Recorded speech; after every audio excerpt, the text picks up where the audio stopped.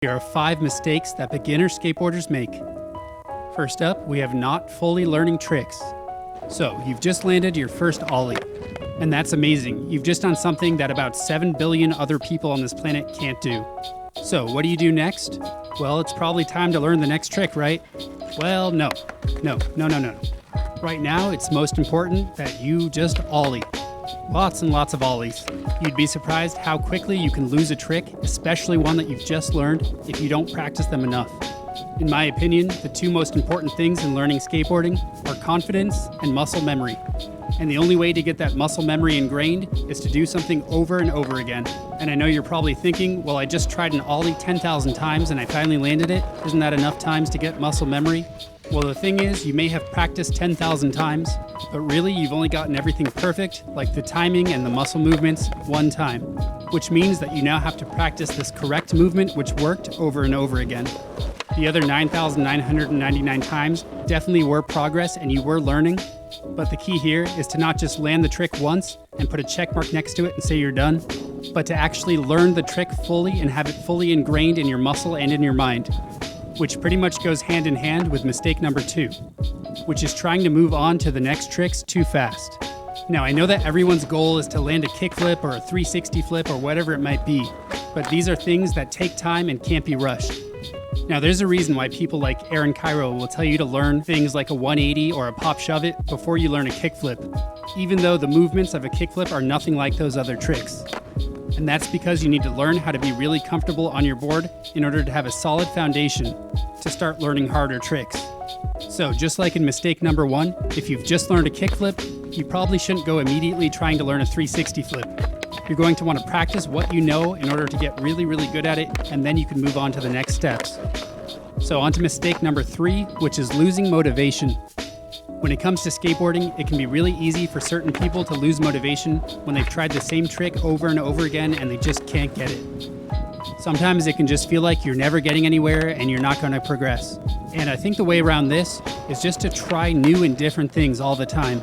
Even though you may really want to learn that Nollie flip, it may be best to just go and try and learn some other tricks that you've never tried before, even if they're a lot easier. This is the point that I really try and get across in my 10 Easy Tricks series. When I say things like progression is progression, even if you're just learning dumb little tricks, as long as you're learning, you're going to stay motivated in order to keep going. And then hopefully, before you know it, once you've learned some other random little tricks, you'll come back to the one that you were trying, and eventually you'll land it. So what happens when you don't do this, and you just let yourself get continually frustrated and defeated, is mistake number 4, getting burnt out. Sometimes you'll be trying so hard, and you'll be putting your all into it, and you'll still fail. And when you get into a situation like this, it's easy to just want to quit. And if the advice I gave before of trying different things doesn't work and you're just not getting anywhere, just remember that there's no harm in taking a break. Sometimes it's best to just get off the skateboard and clear your mind. As long as you have that drive in your mind of wanting to progress, there's no need in killing yourself because you can't land something. Just take a deep breath, walk away, and come back the next day with a fresh mind and some new energy. And finally, the last mistake, which is a really common one, is comparing yourself to others. I could go out right now, skateboard all day long and feel like I'm doing great, but then I can come home and watch a Johnny Geiger video and realize that I suck and there's people way better than me. But this is a terrible way of thinking. No matter what you do, there's always going to be people better than you and worse than you. And comparing yourself to other people is only a way to demotivate yourself, when really what you should be doing is watching other people and getting inspired, rather than sitting here and watching a Shane O'Neill video and thinking how terrible I am compared to him, or seeing a beginner trying to learn how to ollie and thinking how much better I am than them.